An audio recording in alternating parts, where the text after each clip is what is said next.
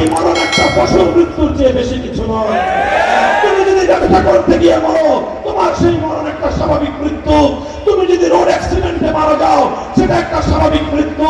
তুমি যদি শত্রুর সাধারণ আক্রমণে তুমি যদি মারা যাও, সেটা একটা সাধারণ মৃত্যু। আর তুমি যদি আল্লাহর দ্বীনের পথে অটল আর অবিচল থাকতে গিয়ে দ্বীনের দুশমনদের আক্রমণে তোমার যদি প্রাণ যায়, তাহলে তোমার সেই মরণ, তোমার সেই আত্মত্যাগ, তোমার সেই জীবন দানের নাম হলো শাহাদাতের মৃত্যু। আপনি যদি ইমানদার হয়ে থাকেন, আপনার জীবনে দুই বাধা আসবে। আপনি যদি এক আল্লাহকে রব বলে বিশ্বাস করে থাকেন, আপনার জীবনে দুই বাধা আসবে। আপনি যদি সচ্চা ইমানদার হয়ে থাকেন, আপনার সামনে বাধা আসবে। আর যদি কেউ মুনাফিক হয়ে থাকেন, তার নিয়ে আমার আলোচনা করার কোনো ইচ্ছা নেই।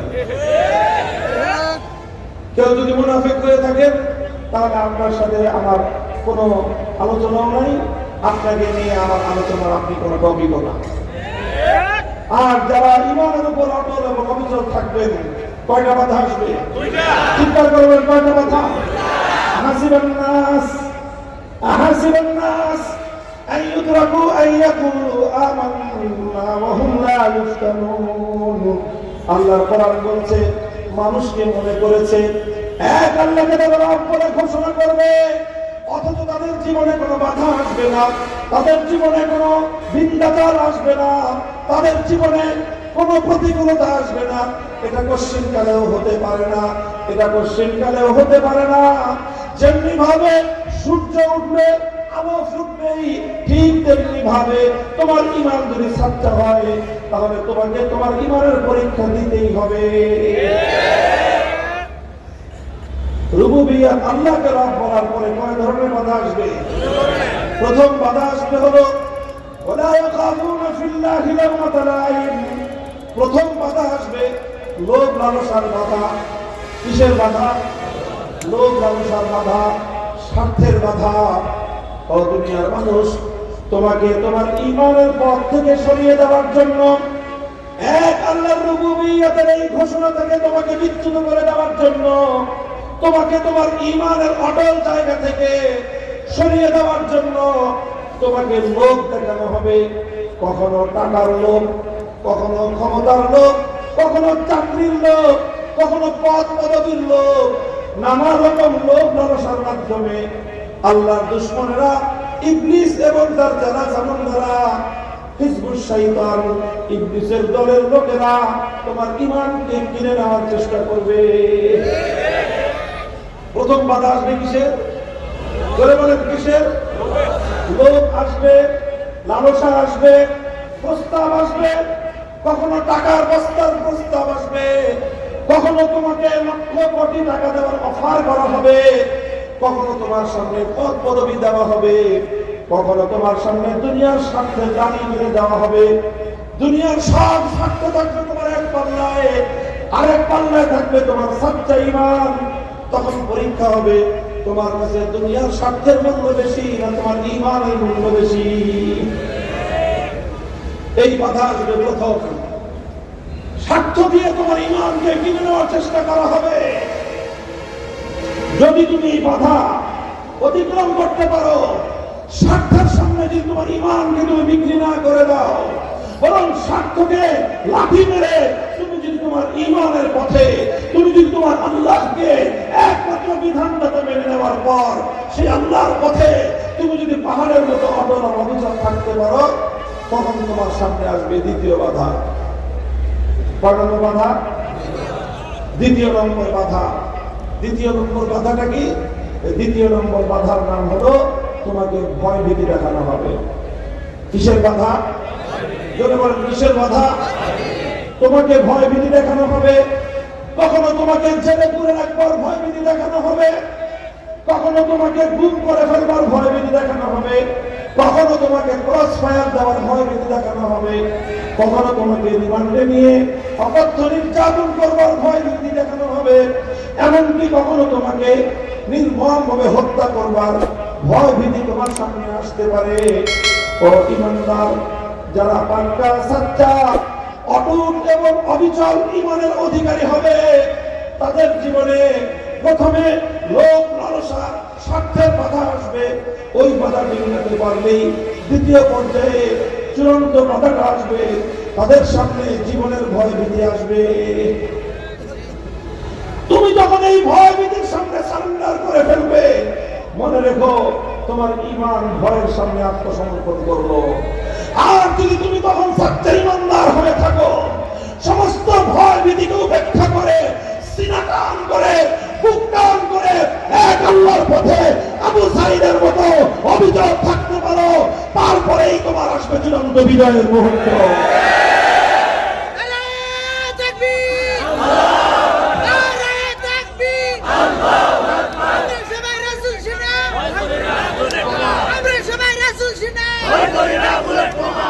তাহলে প্রথম বাধাটা আসবে কিসের? প্রথম আসবে লোভ লালসার বাধা। যদি এই বাধা আপনি অতিক্রম করতে পারেন, তাহলে দ্বিতীয় বাধার সম্মুখীন হবেন। আর যদি প্রথম বাধা আপনি অতিক্রম করতে না পেরে প্রথম বাধার সামনেই যদি আপনি সারেন্ডার করে বসেন, তাহলে আপনার জীবনে কোনোদিন ভয় আসবে না। আপনাকে কোনোদিন জেলখানায় যেতে হবে না। আপনাকে কোনোদিন জালিমের রক্তচক্ষুকে আপনার সামনে মৌসুমে দেখতে হবে না। কখনো আপনাকে তাগুতের হুমকির সম্মুখীন হতে হবে না। কখনো আপনাকে কেউ ক্রসফায়ারের ভয় দেখাবে না। কখনো কেউ আপনাকে তুলে নিয়ে গিয়ে আপনাকে নির্যাতন করার ভয় দেখাবে না। কারণ আপনি তো স্বার্থের সামনে নিজেকে বিকিয়ে দিয়েছেন।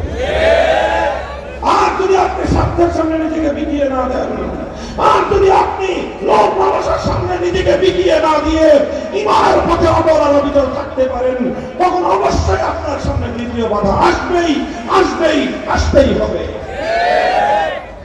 যদি আপনি তখন অটল থাকতে পারেন, যদি কেউ দ্বিতীয় ভয় ভীতির বাধার সামনে অটল আর অবিচল থাকতে পারে, তাহলে পরিণাম হবে আহাদুল আমরাইন। পরিণাম দুইটার যে কোনো একটা হবে। পরিণাম বলেন, পরিণাম কয়টা হবে? দুইটার যে কোনো একটা, দুটো একসাথে হবে না। কি হবে? হয় এটা না হয় এটা। কুল হাল তারাব্বাসুনা বিনা ইল্লা ইহদাল হুসনাইন ইম্মাল ফাতহু ওয়া ইম্মাশ শাহাদা। তোমার সামনে যদি তুমি ভয় ভীতির বাধাকে অতিক্রম করতে পারো, তুমি যদি ভয় ভীতির বাধাকে তুলি মেরে উড়িয়ে দিতে পারো, তুমি যদি ভয় ভীতির বাধাকে যদি তুমি দুপায়ে ধরতে পারো, তাহলে তোমার পরিণাম হবে দুটোর যে কোনো একটা। কখনো তোমাকে শাহাদাতের রক্ত দিয়ে আল্লাহর চির জান্নাতের সুখের জান্নাতের মেহমান হতে হবে, আর না হয় কখনো আল্লাহ পাক রব্বুল আলামিন তোমাকে এমন বিজয় দান করবেন, সমস্ত তাগুতের মাথা তোমার সামনে আল্লাহ পাক নত করে দিবেন। ইম্মাল ফাতহু ওয়া ইম্মাশ শাহাদা। হয় তোমাকে শহীদ হতে হবে, আর না হয় তুমি গাজী হয়ে বিজয়ের ঝান্ডা নিয়ে বাড়িতে ফিরবে। এই মুসলমান, ভয় কিসের? জন্ম নিতে পারবা? বলেন জন্ম নিতে পারবা? মরবো কয়বার? মরবো কয়বার? যদি তুমি দুনিয়ার জন্য মরো, তোমার সেই মরণ একটা পশুর মৃত্যুর চেয়ে বেশি কিছু নয়। তুমি যদি ব্যবসা করতে গিয়ে মরো, তোমার সেই মরণ একটা স্বাভাবিক মৃত্যু। তুমি যদি রোড অ্যাক্সিডেন্টে মারা যাও, সেটা একটা স্বাভাবিক মৃত্যু। তুমি যদি শত্রুর সাধারণ আক্রমণে তুমি যদি মারা যাও, সেটা একটা সাধারণ মৃত্যু। আর তুমি যদি আল্লাহর দ্বীনের পথে অটল আর অবিচল থাকতে গিয়ে দ্বীনের দুশমনদের আক্রমণে তোমার যদি প্রাণ যায়, তাহলে তোমার সেই মরণ, তোমার সেই আত্মত্যাগ, তোমার সেই জীবন দানের নাম হলো শাহাদাতের মৃত্যু। নারায়ে তাকবীর, নারায়ে তাকবীর, জিহাদ জিহাদ জিহাদ জিহাদ, জিহাদ জিহাদ জিহাদ জিহাদ, জুলফিকারের দিন শেষ, খেলাফতের বাংলাদেশ। নারায়ে তাকবীর। আমরা সবাই ইমাম আবু হানিফা রাহমাতুল্লাহ আলাইহির অনুসারী। কথা ঠিক? হানাফি আমরা। ইনি যারা হানাফি না, তারা ইমাম আবু হানিফা রাহমাতুল্লাহ আলাইহিকে ইমামে আযম, সবচেয়ে বড় ফকিহ, সবচেয়ে বড় ইমাম মনে করেন। কাজেই হানাফি হোক বা না হোক, ইমাম আবু হানিফা রাহমাতুল্লাহ আলাইহিকে সারা পৃথিবীর মুসলমানরা সম্মান করে। কথা বলেন ঠিক না ঠিক? তিনি আল্লাহর দ্বীনের পথে, ঈমানের পথে, আল্লাহর রুবুবিয়তের পথে অটল অবিচল ছিলেন। ওনার সামনে বাধা আসলো। বাধাটা কি? প্রথম বাধা ছিল কি? বলেন, প্রথম বাধা লোভ লালসার বাধা। ওনাকে ওনার সময়ের অত্যাচারী শাসক যে জালেম শাসক ছিল, অন্যায়কারী অবিচারকারী শাসক ছিল, জালিম এবং স্বৈরাচারী শাসক ছিল, সেই শাসক দেখলো যে ইমাম আজম আবু হানিফা মানুষের মধ্যে ওনার ব্যাপক জনপ্রিয়তা, ওনার ব্যাপক গ্রহণযোগ্যতা, কাজে ওনাকে যদি আমি আমার দলে ভিড়াইতে পারি তাহলে সারা দেশের মানুষের কাছে আমার নেতৃত্ব এবং আমার ক্ষমতার একটা সমর্থন অর্জন হবে। এই জন্য শাসক ইমাম আবু হানিফাকে প্রস্তাব করলো যে আপনি আমার রাষ্ট্রের চিফ জাস্টিস, প্রধান বিচারপতির পদ গ্রহণ করেন। কি পদ বলেন? প্রধান বিচারপতির পদ গ্রহণ করবার অফার করলো। ইমাম আবু হানিফা রাহমাতুল্লাহ আলাইহি চিন্তা করলেন, আজকে যদি আমি জালিমের নেতৃত্বে, জালিমের অধীনে প্রধান বিচারপতিত্বের এই পদ যদি আমি গ্রহণ করি, তাহলে এর দ্বারা জালিমের জুলুমকে বৈধতা দেওয়া হবে, এর দ্বারা জালিমকে স্বীকৃতি দেওয়া হবে। কাজেই আমি হকের উপর যদি অবিচল থাকতে চাই, আমি যদি হকের ঝান্ডা নিয়ে সামনে অগ্রসর হতে চাই, আমি যদি আমার ঈমানকে পক্ষে ধারণ করতে চাই, আমার পক্ষে কোনো অন্যায়কে, কোনো জুলুমকে স্বীকৃতি দেওয়া, বৈধতা দেওয়ার সুযোগ নাই। তিনি তার সেই লোভনীয় অফার, তার লোভনীয় সেই প্রস্তাব তিনি প্রত্যাখ্যান করবেন। বললেন যে আবু হানিফা রাষ্ট্রীয় পদের প্রস্তাবের সামনে নিজেকে বিকাবে না। রাষ্ট্রের জালিম শাসক যখন দেখলো যে এইভাবে তো কাজ হলো না, লোভ লালসায় কাজ হলো না, তিনি লোভ লালসার বাধা অতিক্রম করে গেলেন। তখন দ্বিতীয় বাধা ওনার সামনে আসলো।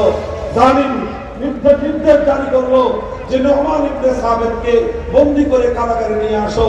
তার জালিম স্বৈরাচারী শাসকের পুলিশ বাহিনী ওনাকে ধরে নিয়ে কারাগারে বন্দী করলো। তিনি কারাগারে বন্দিত্বকে বরণ করবেন, কারা নির্যাতন ভোগ করবেন, কিন্তু জালিমের সামনে মাথা নত করবেন না। উনি ওনার জায়গায় অটল যে তোমার মতো জালিমের নেতৃত্বে আমি রাষ্ট্রীয় পদ গ্রহণ করলে তোমাকে সমর্থন দেওয়া হবে, জুলুমের সহযোগী হওয়া হবে। আল্লাহ আমাকে যে ইলম দান করেছেন, যে ঈমান দান করেছেন, সচ্চা ঈমানদার কোনোদিন কোনো জালিমের সহযোগী হয় না। শাসক চিন্তা করলো এইভাবে যদি আবু হানিফা আমাকে টেক্কা দিয়ে যদি রেহাই পেয়ে যায়, তাহলে তো আমার ক্ষমতার মস্তক টলমলে হয়ে যাবে, টলমলে হয়ে যাবে। এই জন্য সে ষড়যন্ত্র করলো এবং ষড়যন্ত্রের মাধ্যমে ইমাম সাহেবকে কারাগারে বন্দী থাকা অবস্থায় বিষ প্রয়োগ করলো। বিষ প্রয়োগ করে ওনাকে শহীদ করা হলো। তিনি শাহাদাত বরণ করলেন, শাহাদাতের মৃত্যুকে আলিঙ্গন করে নিলেন, জীবন দিয়ে দিলেন। হকের পথে অটল এবং অবিচল থাকতে গিয়ে জুলুমের সামনে এতটুকু তিনি মাথা নত করেন না। ভাই, এটা শুধুমাত্র সেই যুগের আল্লাহ সুন্নাহ নয়, এটা শুধুমাত্র সেই যুগের ইসলামের ইতিহাস নয়, এই যুগের ইসলামের ইতিহাসের চেয়ে ব্যতিক্রম কিছু নয়। আমরা দুর্বল ইমানদার, আমাদের ঈমান ইমাম আবু হানিফা রাহমাতুল্লাহ আলাইহির চেয়ে হাজার গুণে দুর্বল, কিন্তু আলহামদুলিল্লাহ আল্লাহ পাকের শুকরগুজারি আদায় করি, সত্যের উপর অবিচল থাকতে চেষ্টা করেছি। লোভ লালসা এসেছে আমাদের সামনে, জিজ্ঞাসা করা হয়েছে হুজুর কোন আসন থেকে নির্বাচন করতে চান, পরিষ্কার বলে দিয়েছি এই ধরনের কোন আসন ফাসনের চিন্তা মামুন হক করে না। যখন দেখেছে যে এই সমস্ত রাস্তা দিয়ে তো কাজ হবে না, তখন আমাদের উপর জুলুমের স্টিম রোলার চালানো হয়েছে। এমন কোন নির্যাতন নেই, জুলুম নেই যে 3 বছরের মধ্যে আমাদের উপর, অন্তত দুর্বল মানুষের উপর যেই জুলুম চালানো যায়, তার প্রতিটি জুলুম, প্রতিটি অত্যাচারের পরীক্ষা আমাদের মধ্যে চালানো হয়েছে। আমাদের বিশ্বাস ছিল, আমাদের ঈমান ছিল, আমাদের ইয়াকিন ছিল, যদি আরেকটু সময় যদি আমরা ধৈর্য ধারণ করতে পারি, আমরা আখেরি যুগের মুসলমান, আল্লাহ আমাদের পরীক্ষা সহজ করবেন, আল্লাহর সাহায্য অতি নিকটে আসবে। আমরা অটল এবং অবিচল থাকার চেষ্টা করেছি। জালিমের সামনে মাথা নত করি নাই, জালিমের প্রস্তাব গ্রহণ করি নাই, জালিমের কথায় তার ভাস্কর্য এবং মূর্তি সংস্কৃতিকে বৈধতা দিতে আমরা সম্মত হই নাই। জালিম তৃপ্ত হয়েছে, আল্লাহ রাজি হয়েছেন, জালিম নারাজ হয়েছে, আমার রব রাজি হয়েছেন, জালিম নাখোশ হয়েছে, আমার রব খুশি হয়েছেন, জালিম জুলুম করেছে, আমার আল্লাহ সাহায্য করেছেন। দিন শেষে প্রমাণ হয়েছে আল্লাহ তাকে সাহায্য করেন। হাজার জালিমের জুলুম তার একটা টাকা প্রশংসা করতে পারে না।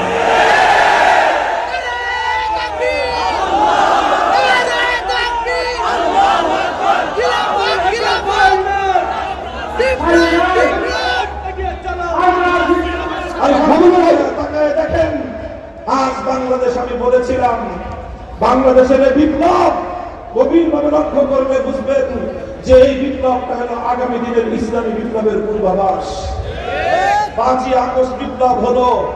5ই আগস্ট দুপুর বেলায় আমি ছিলাম ক্যান্টনমেন্টে সেনা প্রধানের কাছে। ওখান থেকে তিনি বললেন যে স্বৈরাচারী পদত্যাগ করবে, আমি এখন ঘোষণা দিব। ভালো কথা, ঘোষণা দেন। ঘোষণা দেওয়ার পর আসরের নামাজের আগেই বললেন যে তাহলে চলেন হুজুর, আমরা সকলে মিলে বঙ্গভবনে যাই, সেখানে গিয়ে পরবর্তী দেশটাকে কেমনে শান্ত করা যায় তার ব্যবস্থা করি। ক্যান্টনমেন্ট থেকে 1 কিলোমিটারও হবে না, আমরা বিজয় সরণি পর্যন্ত আসতে পারি নাই। যারা ঢাকা শহর ছিলেন, ক্যান্টনমেন্ট জাহাঙ্গীর গেট থেকে বিজয় সরণি পর্যন্ত মাঝখানে প্রধানমন্ত্রীর কার্যালয়, 1 কিলোমিটার রাস্তা হবে। 1 কিলোমিটার রাস্তা আসতে পারি নাই, দেখি বিজয় সরণিতে আকাশ ছোঁয়া এক দেবতা বেদির মধ্যে বিশাল দেবতার মতো মূর্তি বানায় রাখছে। কোথ থেকে যেন ফেরেশতার মতো আল্লাহর বান্দারা আসছে। কারো হাতে শাবল, কারো হাতে হাতুড়ি, কারো হাতে আপনার বাটাল, যে যা পারছে এটা নিয়ে এসে ওই দেবতার মূর্তি ভাঙা শুরু করেছে। কাউকে বলতে হয় নাই, কেউ কাউকে নির্দেশ দিতে হয় নাই। মুহূর্তের মধ্যে কোথ থেকে আসলো আরেকজন দেখি রশির নগরে পেঁচাইছে দেবতা। দেখি দেবতার যে সাইজ, রশির সাইজ চিকন হয়ে গেছে। এরপরে কিছুক্ষণ পরে 5 মিনিট পরে দেখি একজন মোটা রশি নিয়ে আসছে। কোথেকে আসছে আপনারা জানেন? জাহাজ বান্ধা যে রশি দিয়ে, এই দেবতার সাইজ যেরকম, এই জাহাজ বান্ধার রশি এনে দেবতার গলার মধ্যে পেঁচাইছে। এখন রশি করে যতই মারে টান, কিন্তু রড দিছে একেবারে 10 তলা 20 তলা বিল্ডিং বানানোর জন্য যে মোটা মোটা রড দেয়, সেই রড দিয়ে দেবতাকে খারাপ করেছে। যখন ট্যাঙ্ক ভাঙছে, হাতুড়ি দিয়ে বাটন দিয়ে তারপরে তো রড আসছে। এই রড তো হাতুড়ি দিয়ে বাটন দিয়ে ভাঙা যায় না। পরে প্রত্যেকে এই সমস্ত মানুষগুলো 100 গ্রেড নিয়ে আসছে। এরপরে 100 গ্রেড দিয়ে পায়ের রড করছে। এরপরে এই বিশাল গাছি ধরে হাজার হাজার মানুষ আল্লাহু আকবার বলে আকাশ থেকে হুবলের দেবতা জমিনের মধ্যে ভূপাতিত হয়ে গেছে। এটা শুধু ঢাকা শহরের বিজয় সরণির দৃশ্য, বাংলাদেশে আর কোথাও এই ঘটনা ঘটে নাই।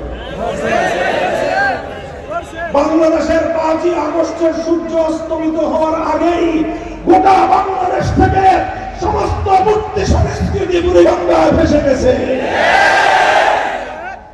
কিভাবে হলো এই কাজ? আমরা তো কিছু বলি নাই। আমরা তো বলেছিলাম 3 বছর আগে, 3 বছর আগে বলেছিলাম এটা মুসলমানদের দেশ।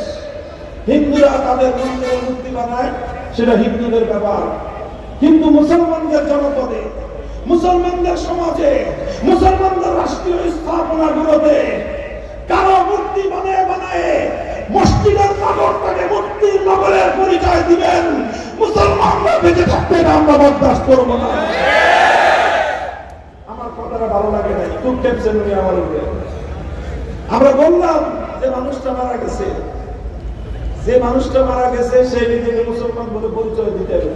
আপনারাও মুসলমান বলেন, আমরাও মুসলমান বলে ধারণা করি। একজন মুসলমান মানুষ মরার পরে তার এই মূর্তি বানিয়ে কবরের মধ্যে তাকে ফেরেশতাদের আযাবের সম্মুখীন করাটা এটা কোনো বুদ্ধিমানের কাজ হতে পারে না। এটা কোনো বাবার সুসন্তান নয়, এটা একটা কুলাঙ্গার সন্তানের কাজ। কেন বললাম এই কথা? খুব খেপছে আমার উপরে। আমি বলেছিলাম যে আল্লাহর পয়গম্বর যেদিন মক্কা বিজয় করেছেন, বাইতুল্লাহ শরীফের ভিতর থেকে যত মূর্তি ছিল সমস্ত মূর্তিগুলোকে একটা একটা করে ধরে এনেছেন, লাঠি দিয়ে পেটের মধ্যে গুঁতা মেরেছেন, জমিনের মধ্যে ভূপাতিত করেছেন। কোরআনের আয়াত আল্লাহ নবীর কণ্ঠে উচ্চারিত হয়েছিল, জাল হাক্কু ওয়া যাহাকাল বাতিল ইন্নাল বাতিলা কানা যাহুকা। একত্ববাদ হলো সত্য আর মূর্তি হলো মিথ্যা। সত্য এসেছে, মিথ্যা চলে গেছে, আর মিথ্যা সত্য আসলে কোনোদিন টিকে থাকতে পারে না। মূর্তি বাই করতে করতে সর্বশেষ একটা মূর্তি বের করে আনা হলো। সেই মূর্তিটা হলো ইব্রাহিম আলাইহিস সালামের নামে বানানো মূর্তি। আল্লাহ নবী এই মূর্তিটা দেখে সবচেয়ে বেশি ক্ষিপ্ত হলেন। নবী কি বললেন? কামাল্লাহ, আল্লাহ পাক এই মক্কার আবু জাহালদেরকে, মক্কার এই দুরাচার মুশরিকদেরকে আল্লাহ পাক ধ্বংস করুন। অভিশাপ খোদার ওদের উপরে। ইব্রাহিম আলাইহিস সালামের মূর্তি বানিয়েছে, অথচ ইব্রাহিম আলাইহিস সালামের এই পৃথিবীতে সবচেয়ে বড় অবদান ছিল আল্লাহর জমিনে থেকে শিরকের এই সকল মূর্তিগুলোকে ভেঙে গুড়িয়ে দেয়া। কিন্তু তারা সেই ইব্রাহিম আলাইহিস সালামের মূর্তি বানিয়েছে। এই কথা বলে আল্লাহর নবী খুব আর রাগ নিয়ে ইব্রাহিম আলাইহিস সালামের মূর্তি ভাঙলেন। আমি এই ঘটনা বলেছিলাম নবী মুহাম্মদ আরবি সাল্লাল্লাহু আলাইহি ওয়াসাল্লাম হলেন ইব্রাহিম আলাইহিস সালামের সন্তান। কথা বলেন, ইব্রাহিম আলাইহিস সালাম বংশের সন্তান না? ইব্রাহিম আলাইহিস সালামের ছেলে ইসমাইল, ইসমাইল আলাইহিস সালামের বংশে মুহাম্মদ সাল্লাল্লাহু আলাইহি ওয়াসাল্লামের জন্ম। এই জন্যই বলা হয় মিল্লাত আবিকুম ইব্রাহিম, তিনি আমাদের নবীর পিতা, আমাদের নবীর পূর্বপুরুষ, সুতরাং তিনি আমাদের ধর্মের পূর্বপুরুষ। সেই ইব্রাহিম আলাইহিস সালাম মূর্তি বানাইছে। আল্লাহ নবী সাংঘাতিক ক্ষিপ্ত হয়েছেন। আমি বলেছিলাম নিজের পূর্বপুরুষের মূর্তি ভাঙা ইব্রাহিম আলাইহিস সালামের মুহাম্মদ সাল্লাল্লাহু আলাইহি ওয়াসাল্লামের আদর্শ। আল্লাহর নবী নিজের বাপ-দাদার মূর্তি বানাইছেন না নিজের বাপ-দাদার মূর্তি ভাঙছেন? সুতরাং নিজের বাপ-দাদার মূর্তি ভাঙা হলো নবীর আদর্শ। যারা আল্লাহর নবীর উম্মত, যারা আল্লাহর নবীর আদর্শের অনুসারী, তারা বাপ-দাদার মূর্তি ভাঙে। আর যারা নিজেদের বাপ-দাদার মূর্তি বানায় তারা আবু জাহালের প্রেতাত্মা। কেন ওনাকে আবু জাহালের প্রেতাত্মা বললাম? মাইন্ডে রাখছে কান্না করবে আকা কইলে বলে যে আমার এই কেন এত কথা বলে, এত বড় কথা বললো। নাম নিয়ে বলি নাই, আমি বলেছি জেনারেল ভাবে। আজও বলি যদি কেউ বঙ্গবন্ধুর মূর্তি বানায় সে আবু জাহালের প্রেতাত্মা। একই ভাবে বলবো কেউ যদি জিয়াউর রহমান সাহেবের মূর্তি বানায় সে আবু জাহালের প্রেতাত্মা। আমাদের কথার মধ্যে কারো প্রতি পার্সিয়াল নাই, পক্ষপাতিত্ব নাই। শুনে রাখেন, একথা আমাদের পরিষ্কার ঘোষণা। ইনশাআল্লাহ বাংলাদেশ থেকে যেভাবে মূর্তি সংস্কৃতিকে বিদায় করা হয়েছে, আর কোনদিন বাংলার মাটিতে মূর্তি সংস্কৃতি বাস্তবায়িত হতে দেওয়া হবে না। সেই মূর্তিটা বঙ্গবন্ধুর মূর্তি হোক, সেই মূর্তি জিয়াউর রহমানের মূর্তি হোক, এমনকি সেই মূর্তি যে আমার বাবার মূর্তি হয়, সর্বপ্রথম সে মূর্তি আমি নিজ হাতে ভেঙে গুড়িয়ে দেওয়ার জন্য মাঠে নামবো। মুহতারাম হাজিরিন, বলছিলাম যে ক্ষিপ্ত হয়ে সরাসরি রাষ্ট্রের প্রধানমন্ত্রী রাষ্ট্র শক্তি নিয়ে, সব শক্তি নিয়ে আমাকে ধ্বংস করার সমস্ত তৎপরতা তিনি পরিচালনা করলেন। 3 বছর পর আমার আল্লাহ আমাদেরকে পুরস্কার দিলেন। আজ বাংলার প্রতিটি অঞ্চলে আমরা জনতার ভালোবাসা নিয়ে, মানুষের ভালোবাসা নিয়ে, ইমানদার তৌহিদি জনতার ভালোবাসা নিয়ে আমরা দেশের প্রতিটি অঞ্চল ঘুরে বেড়াচ্ছি। আর যারা সেদিন মুক্তির বিরুদ্ধে কথা বরদাস্ত করতে পারে নাই, শাহজালালের ভূমির 1 ইঞ্চি মাটি তাদেরকে আশ্রয় দেয় না। মুসলমান, এই বিপ্লব বোঝার চেষ্টা করো। টেকনাফ থেকে তেতুলিয়া 1 থেকে 1.5 ঘন্টার মধ্যে প্রতিটি জেলায় জেলায় মূর্তি ছিল, প্রতিটি থানায় থানায় মূর্তি ছিল, প্রতিটি উপজেলায় উপজেলায় মূর্তি ছিল, বিভিন্ন রাষ্ট্রীয় স্থাপনায় মূর্তি ছিল, এমনকি ক্যান্টনমেন্টের মধ্যে পর্যন্ত মূর্তি ছিল। অনলি 1 আওয়ার, 1 ঘন্টার মধ্যে সমস্ত মূর্তি ভূপাতিত হয়ে গেছে। আওয়াজ উচ্চারিত হয়েছে বাংলার মাটিতে, জাল হক ওয়া যাহাকাল বাতিল। বাংলার মাটিতে তাওহীদের বিজয় হয়েছে, শিরকের চূড়ান্ত পতন ইনশাআল্লাহ সম্ভব।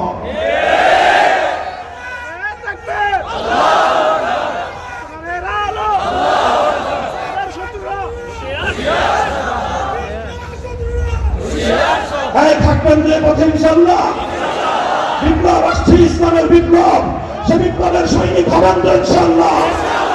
ইমান ছাড়াই করেন, ইমানকে মজবুত করেন। কচু পাতার পানির ইমান দিয়ে কাজ হবে না।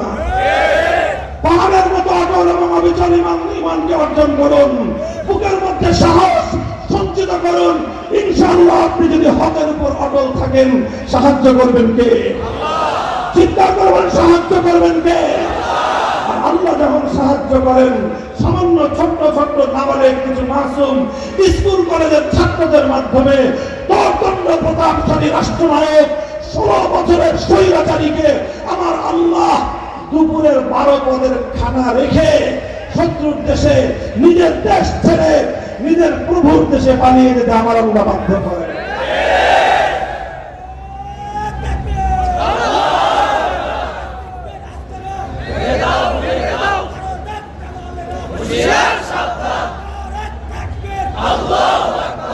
ইনশাআল্লাহ সুম্মা ইনশাআল্লাহ হকের পথে আছি তো আমরা ইনশাআল্লাহ। হ্যাঁ, হকের পথে থাকলে কিছু মানুষের জীবন যায়, হকের পথে থাকলে কিছু মানুষকে রক্ত দিতে হয়, তবে সেই জীবন সফল জীবন, যে জীবন আল্লাহর পথে কবুল হয়, সে জীবন হাজারো, সেই মরণ যে মরণ আল্লাহর পথে হয়, সেই এক মৃত্যু হাজার বছরের জীবনের চেয়ে লক্ষ কোটি গুণ বেশি মূল্যবান। কাজে প্রস্তুত হোক, ইনশাআল্লাহ এর পরের বারের যে বিপ্লব হবে, সে বিপ্লব শুধুমাত্র এক ফ্যাসিবাদীকে বিদায় করার বিপ্লব হবে না, সে বিপ্লব শুধু এক স্বৈরাচারীকে বিদায় করার বিপ্লব হবে না, সেই বিপ্লব হবে আল্লাহর জমিনে ইসলাম এবং আল্লাহর দ্বীনের চূড়ান্ত বিজয়ের বিপ্লব। সে বিপ্লবের জন্য প্রথমে আমাদেরকে চোখের অশ্রু দিতে হবে খোদার দরবারে ফরিয়াদ করে। চোখের অশ্রু দেওয়ার পর শরীর থেকে ঘাম ঝরিয়ে পরিশ্রম করতে হবে। এরপরে পরিশ্রম করার পর বাতিলের সঙ্গে চূড়ান্ত লড়াইয়ের ময়দানে নেমে আমাদেরকে কিছু বুকের শাহাদাতের রক্তের নজরানা দিতে হবে। প্রস্তুত আছেন? অশ্রু দিয়ে আল্লাহর কাছে ফরিয়াদ করতে প্রস্তুত? ঘাম ঝরিয়ে আল্লাহ দ্বীনকে বিজয়ী করবার মেহনতের সাথে শামিল হতে প্রস্তুত? রক্তের প্রয়োজন হলে জীবন দিয়ে শাহাদাত বরণ করে আল্লাহর জমিনে আল্লাহর দ্বীনকে বিজয়ী করবার